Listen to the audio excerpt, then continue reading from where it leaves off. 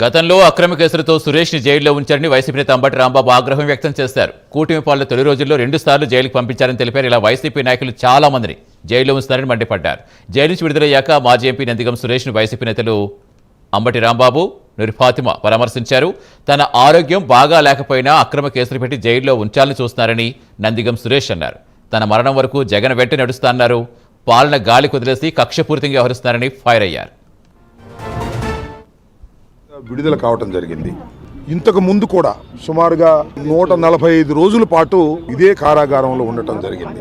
Telugu Desam party అధికారంలోకి వచ్చిన తర్వాత తెలుగుదేశం పార్టీ ఇప్పటికీ పరిపాలన చేసి 12 మాసాలైతే సుమారుగా సగకాలం మా నందిగం సురేష్ గారు జైల్లోనే గడపవలసినటువంటి పరిస్థితి ఏర్పడింది. నిజంగా తప్పు చేసి జైల్లో గడపాల్సిన పరిస్థితి వస్తే పెద్దగా బాధపడవలసిన అవసరం లేదు. కానీ కేవలం రాజకీయ కక్షతో, ఫాల్స్ కేసెస్తో మరి నందిగం సురేష్ గారి మీద కక్ష గట్టి జైల్లో పెట్టేటటువంటి కార్యక్రమం చంద్రబాబు నాయుడు గారు, లోకేష్ గారు చేస్తున్నారనేది మా అభియోగం.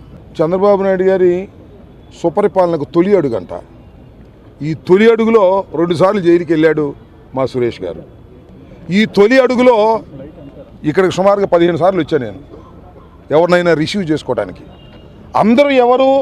వైఎస్ఆర్ కాంగ్రెస్ పార్టీకి చెందినటువంటి నాయకులు.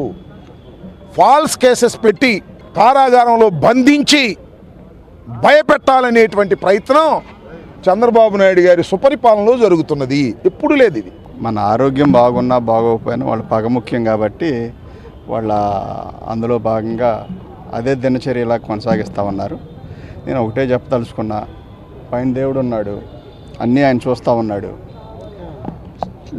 నాకున్న ఏకైక కోరిక మొదట చెప్పాను, ఇప్పుడు చెప్తా ఉన్నాను, మరణం వరకు జగనన్నతో ఉండాలనేది నా కాన్సెప్ట్. ఆయన మంచిగా చనిపోవాలని మాత్రమే కోరుకుంటా ఉన్నాను. ఎవరెన్ని కష్టాలు పెట్టినా, ఎవరెన్ని బాధలు పెట్టినా అది భరించడానికి సిద్ధంగానే ఉన్నామే తప్ప ఎక్కడా కూడా బాధపడేది లేదు. కాకపోతే మరీ శృతి మించిందనేది రాష్ట్ర ప్రజలందరూ గమనిస్తూ ఉన్నారు.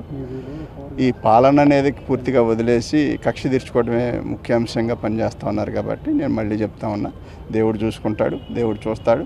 దేవుడు భయం ఉన్న ఏ వ్యక్తి కూడా చేయకూడని పనులన్నీ వీళ్ళు చేస్తూ ఉన్నారు. కాబట్టి భగవంతుడు ఉన్నాడు.